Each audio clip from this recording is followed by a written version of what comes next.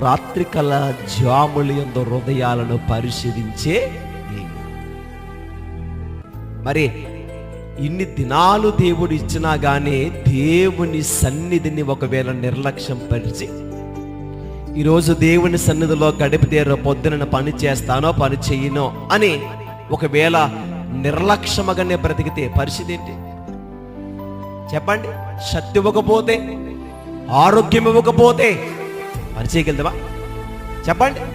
మనము కష్టపడి ఇవ్వండి. అంతేకాదు, మనము తింటున్న అన్నము ముద్దలు నోటిలోనికి వెళుతుందంటే ఆయన ఆజ్ఞ లేనిది ఏది జరగదంట.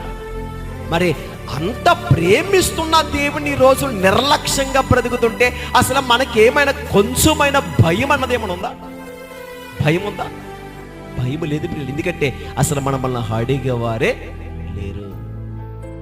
ఎందుకంటే